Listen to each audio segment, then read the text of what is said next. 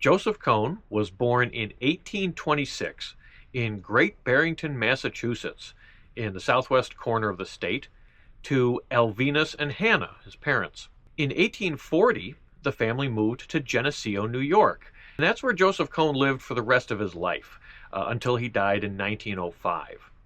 He became a successful businessman. He was co-owner of the bank in Geneseo. He ended up marrying a woman named Elmira Lee. They had 7 children. Only 3 of them survived to adulthood. One of those was named Anna. She married a man named Otis Page. They had 3 kids. One of their children was named Esther. That's my great-grandmother. She married a man named Archibald Campbell, became Esther Page Campbell. Her son was named Duncan, and that's my grandfather. My name is Frank Hicks. In 1894, Joseph Cohn decided to record his own voice using what was then the very advanced technology of creating a wax cylinder recording, a cylindrical record. So he somehow obtained a machine to do this. He made a record of his voice and wrote a letter addressed to his children and grandchildren describing how he was leaving them this record of how he sounded. That record was put into a box and kept in the family for the 130 years since it was recorded. My great-grandmother, Esther, who was about 7 years old when that record was recorded, she lived in the same house, Joseph Cohn's house, in Geneseo until the late 1970s.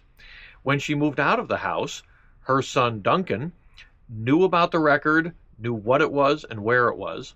He gave it to his son, Peter Campbell, my uncle. Last year, this is 2025 now, my Uncle Peter found out that I was interested in old records. He mentioned that he had this cylinder record in storage. I didn't know it existed until he told me about it, but we were able to put our hands on it and examine it. It was in very rough condition. It had taken some damage and it had suffered from mold or oxidation. With help from my sister, Mary Ellen, we were able to send it to a man named John Levin, who was the co-founder of something called the Early Recordings Initiative at the University of California, Santa Barbara. He was able to digitally record the sound on this record, even though it was in rough condition. He was able to get the sound from the record. It's faint, it's scratchy, but it really is Joseph Cohn's voice recorded in 1894. It is remarkable that this audio postcard from 130 years ago has finally been delivered.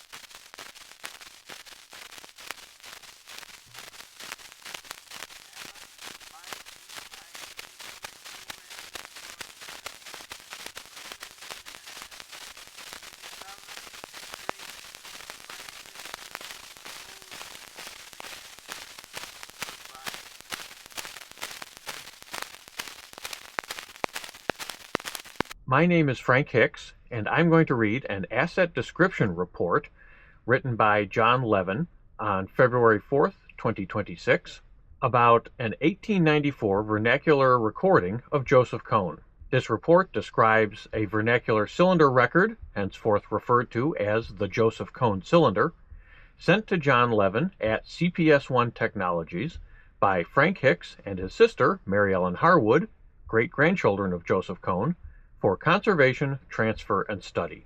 Part 1. The carrier. The sound carrier, or cylinder, is an unusual style commonly called a napkin cuff. It was only used commercially for a brief period in 1890 and phased out in 1891.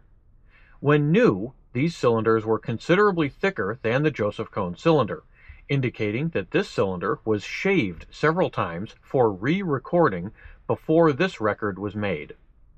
The cylinder's thin walls contribute to its fragility. The missing piece is an incomplete fragment that does not complete the circumference of the cylinder. The Joseph Cone cylinder exhibits a considerable amount of mold, a very common problem that seriously degrades early sound recordings made on wax cylinders.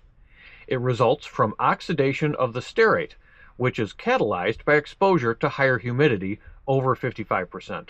Mold patterns can indicate how cylinders were stored. The relative absence of mold on the bottom indicates that the cylinder was not stored on a floor.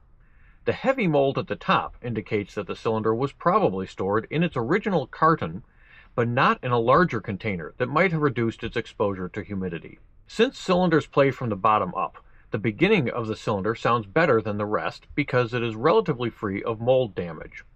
Closer inspection reveals that the cylinder is very fragile indeed. It's split all the way through, in danger of splitting in half if forcibly placed on a mandrel. Accordingly, it should be stabilized with low viscosity CA before further handling, such as shipping.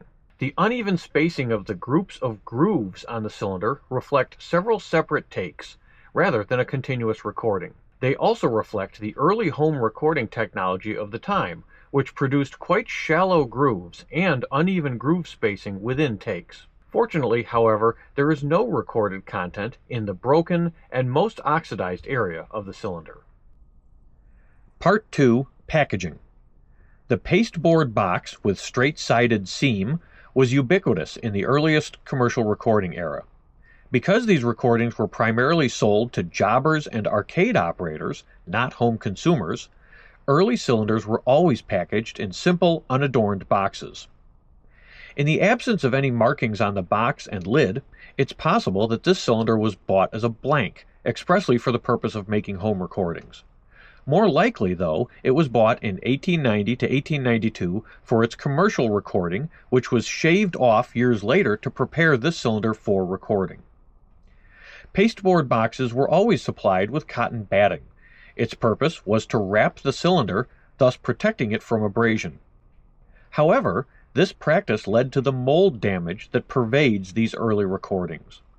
The combination of the cotton, which absorbed moisture, combined with its pressure against cylinder's surfaces, promoted oxidation. This process usually causes the batting to stick to the cylinder, or at least it discolors the batting. The uncharacteristically clean look of the cotton batting with the Joseph Cone cylinder suggests that it had not been wrapped for a long time. Perhaps it broke long ago, and to avoid further damage, it was placed in the box on top of its cotton batting. This decision likely spared the record from further deterioration by oxidation. The lid is carefully penned, apparently by Joseph Cone, and it reflects an effort to create a piece with permanence for posterity. Note his mention of others, including Mother, who are to care for the record. The later recording date stated on the cylinder recording indicates that Cone prepared this box in advance of this recording, perhaps for a different cylinder. Part 3. The recording.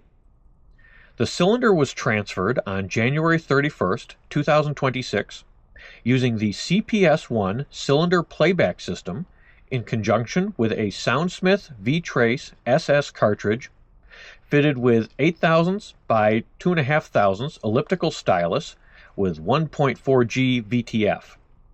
A Prism Sound Titan audio interface digitized two 24-bit signals at a 96K per second sampling rate. The signals were combined to create a mono master used for restoration. Transfer speed was 120 RPM. However, Mr. Cone thoughtfully tells us his recording speed, 132 RPM.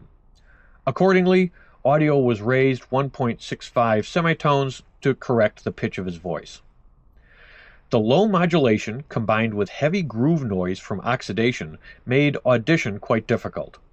However, with the aid of noise reduction software, several separate spoken segments were retrieved. Transcription of each segment follows. Each begins with a bump, the sound made by the recorder when it first digs into the surface of the cylinder. Segment 1, beginning at 6.5 seconds. Voice of Joseph Cohn.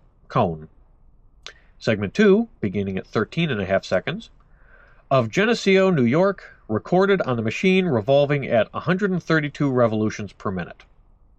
Segment 3, beginning at 25.5 seconds. March the 19th, 1894. And segment 4, beginning at 43 seconds. Anna and my, followed by 16 seconds that are unintelligible. Goodbye. Afterward. As indicated above, most early phonographs were not used in homes. Prior to 1895, the machines were simply too difficult to operate. They were also very expensive, only affordable by wealthy households. Consequently, like early photographs, people wishing to make a recording would go to a phonograph dealer or a parlor of machines set up primarily for listening. If Joseph Cohn had done that, this cylinder would have the earmarks of a competent operator, not the multiple starts and stops that were recorded. Accordingly, it is our conclusion that Cohn either owned an early phonograph or knew someone who could afford a machine.